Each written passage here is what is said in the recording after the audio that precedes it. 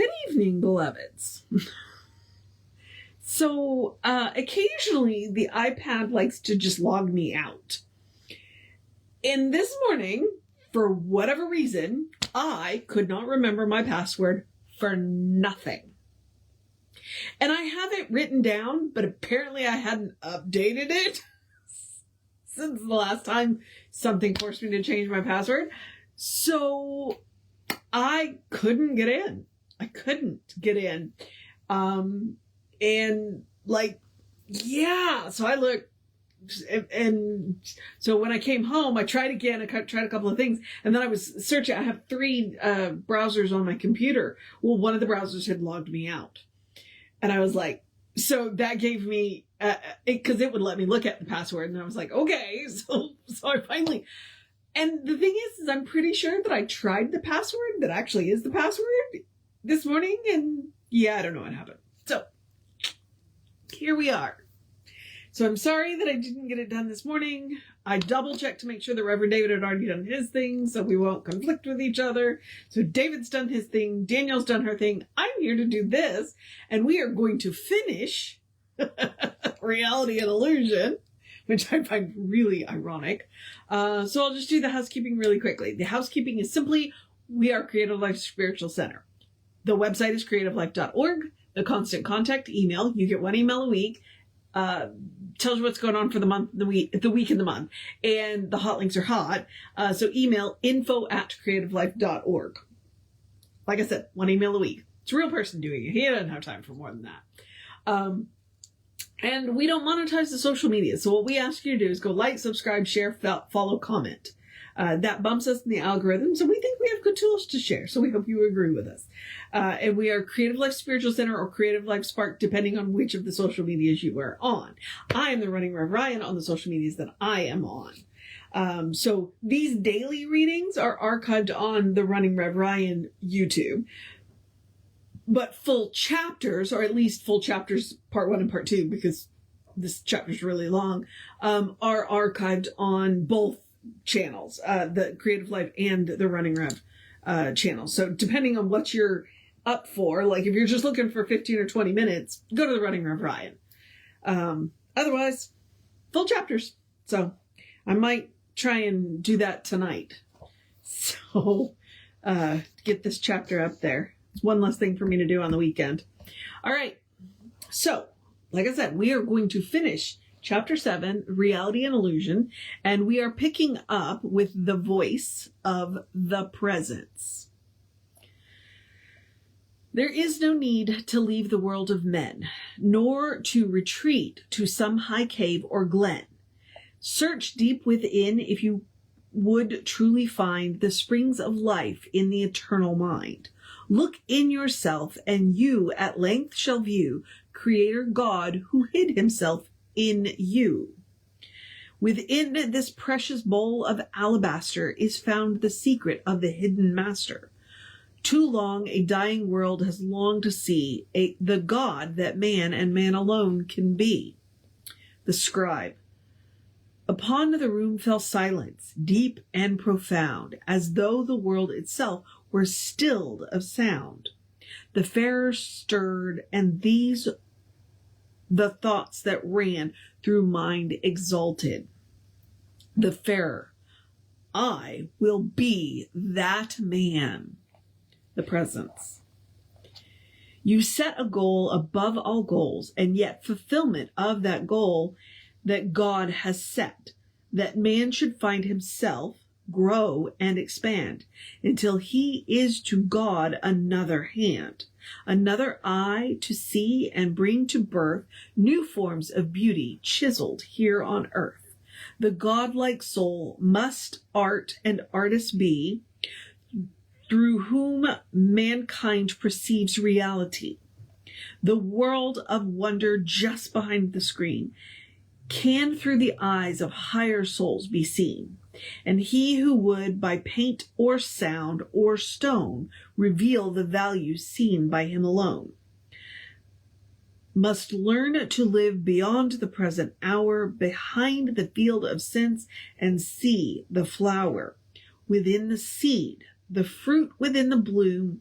To him the finished work is but a tomb, in which old visions, once so warm and tender, have lost their lure, their glory, and their splendor. The fleeting glimpse of that reality which lies behind the things the eye can see. Before the canvas dries, the artist turns away and brings a new bright vision into play. So must it be for him who would unseal the blinded eyes and higher truth reveal. He, first of all, must know beyond all speech the inaccessible, impossible to reach, save by the mystic vision of the soul, which does not see in parts, but sees the whole. This is no call to sainthood, nor to art. The secret lies alone within the heart. There is one goal which lies beyond but near. Though unattained, it is both there and here. It is not joined in any time or place. It has a million eyes, a million faces. It is the real behind the things of sense. It is the me. Nor need you question whence, nor where, nor how, nor what, nor why it came. For ever changed, it still remains the same. The Farer. End and beginning seem to me alike. Why then the quest, if this be truly so? The Presence. The goal is understanding, not to know, but rather to be possessed by that which is, and to be unified in consciousness with being absolute, no more content with shadows, but with creative light. No more the mirror nor the parallel, but full identity with prototypes. Each soul with each, and all with each, and all with all commingled in one consciousness. The future man shall be so far above the race that walks the earth today, he would appear among us as a god. Yet he will be the common man, nor will there be such selfish aims as now divide mankind. Illusion of false values will dissolve into their native nothingness, and things ephemeral and transient of this earth shall pass away, and by the second birth the field of consciousness shall expand. All sons of earth shall reach the promised land. The Farer. I will not wait for such a distant morn. I enter now, for I have been reborn. The Presence. Glorious the day and wondrous the might that brings all men into this cosmic light. And none shall judge, and none shall be denied, and none condemned, and none be crucified. Coldness and hate and ignorance long past, man shall transcend his lesser self at last. The Buddhist light of calm, untroubled love shall blend with Atman and the Christ to prove that Eden was no fantasy of old. The tree of life shall bear its fruit of gold. Among its leaves the hawk and sparrow nest, and none bear need, and none shall be distressed. The Farer. What then of life's pursuit can man survive, or even realize he is alive, save that he struggle and meet the issue of uncertainty of life and death and love? How then shall life be known, unless the soul be grown, by chances taken and with evil blended, by conquest made in fight? In name of God and right, will not the joy of victory be ended? The Presence. The joy of victory dies with the fight. It scarce survives a balmy summer night. And when the tale is told by winter's fire, the hands are cold upon the stringed lyre. Nay, farer, nay, the all-enthralling bliss lies not in conquest, but it lies in this: creative thought, creative plans and acts that bring rewards in actions and in facts, of high achievement of goals thereat, to be and to become, for thou art that. The Farer. My soul is set aflame by this, the nameless name. I look upon the world of form and view what the creative word alone can do, and vow myself to thee, creative Trinity. The Presence. You have arrived at meanings and have heard the song of songs and the creative word. So shall it be for all who live on earth when the millennium shall have its birth. The symbols then to substance shall be turned, the hopes fulfilled for which the ages yearned, that truth once hid behind the veil of sense shall be revealed in its magnificence. One God be recognized behind the veil of Isis or Osiris and the pale moon goddess Ishtar, Kali, Mithra, all, who served as windows through the wall of nature, who revealed the deity and opened doors to show the Trinity, to be in thought but one, the primal cause, known once as La or Ra or that which was. The mirror of the sea of darkness will be broken and its illusion turned to nil. The bondage of the law will be the token of freedom through the law which, never broken, shall be to all mankind a guest and friend, to serve man's needs until his journey's end. Oh, enjoy, O friend, uplift your eyes and see the life upon the cross, and death shall be no more the gate to some far paradise. And look around you, see the good and wise, behold the miracles of daily living, and to all things creative in giving. The loaves and fishes multiplied, the wine from water drawn. Yes, all this is thine, the everlasting now, today shall be, the future from the past at length set free. The rose of life shall bloom in gardens fair, the noonday sun shall never wither there. The Scribe. The Farer, overcome by feelings taut, was wrapped in bliss beyond the reach of thought, and for a while he gazed into the sea of cosmic life, became infinity. Then from some depth beyond the human mind drew forth these words, which as one might unwind a hidden ball of threaded pearls in wonderment of whence they came or what was their intent. The Farer. Awake, awake, the trumpet's notes are sounding. The hour of dawn is marching upon the earth. The voice of day proclaims in tones resounding, I am the heir of time who gave me birth.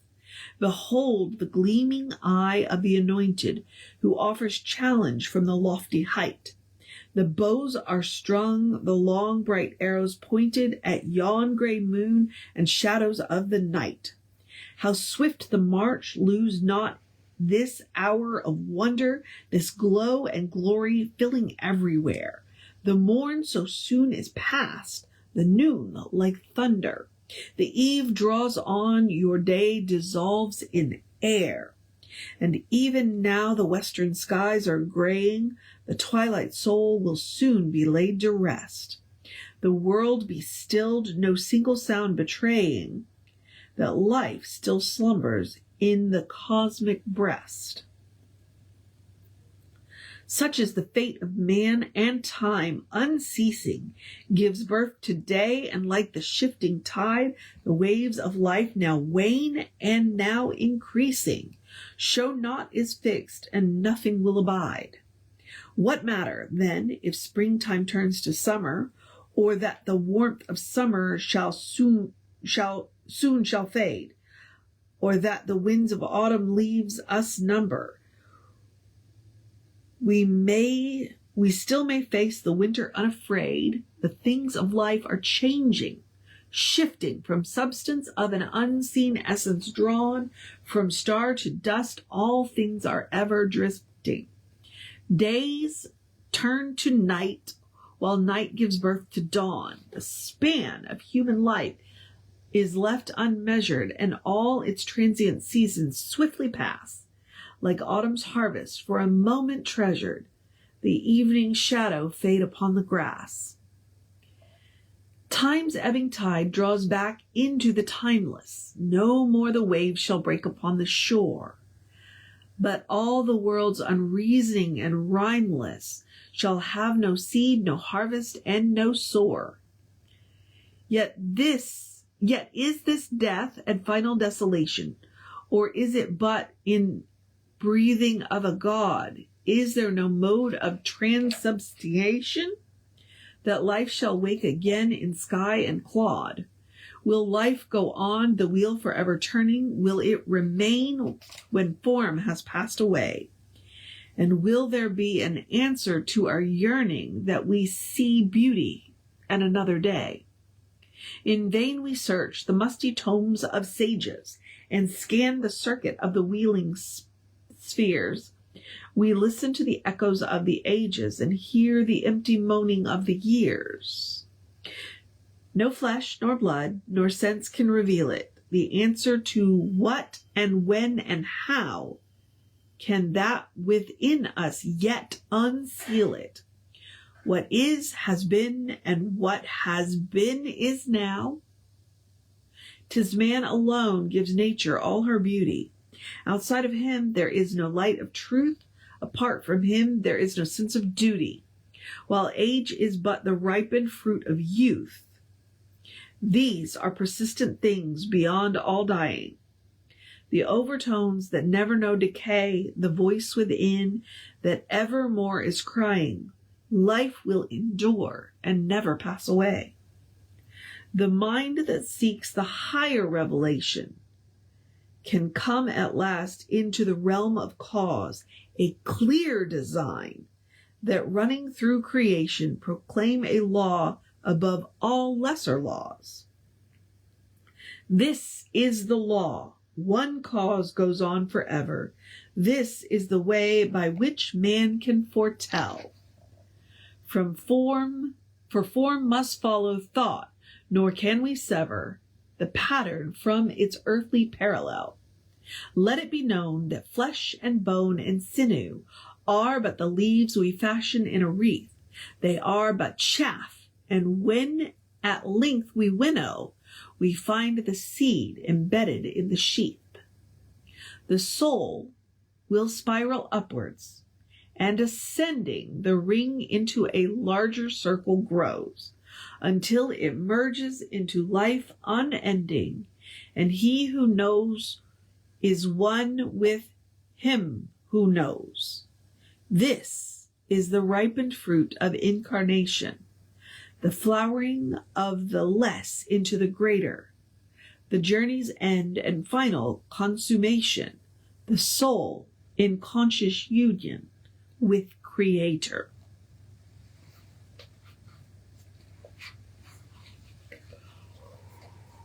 That was a whole lot. That was a whole lot. And usually that's coming from the presence, but that was the scribe. So we get the idea that the scribe is waking up. So we will pick up tomorrow with chapter 8, Illumination and Intuition. Yeah. So I'm going to leave you to think about that. Yeah. I'm going to leave you to think about that. Because, like I said, that was a whole lot. Creative thought, creative plans and acts that bring rewards in action and in facts, of high achievement, of goals thereat, to become, for thou art that. All right, beloveds, that was chapter 7, Reality and Illusion. I am now going to encourage you, well, to have a great night.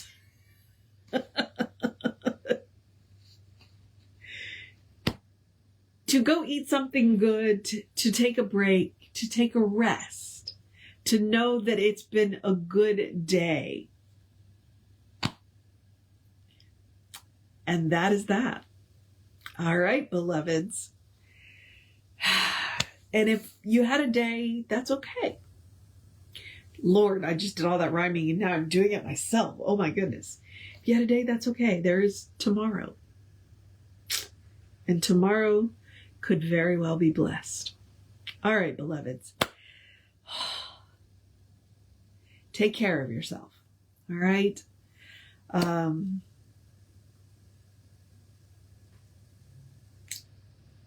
don't even know what to say. So I'm just going to remind you that you are a brilliant light, a divine spark, spirit in motion, God in action. Did I say brilliant light? A divine divine spark, a divine splinter. This is what happens when I don't do it in the morning and I'm doing it at night. You are a brilliant light, a divine spark, spirit in motion, God in action, a beautiful masterpiece and a work in progress at the same time, at your own pace. And as Reverend Jesse likes to call us, you are a godling. All right, beloveds. I will be back tomorrow at 9:15, provided that it doesn't log me out again. Reverend David will be on around 5 p.m. after that, and then we'll go from there. So hopefully we'll be back to normal. All right, beloveds, take care of yourself. Know that you are loved. I will see you next time.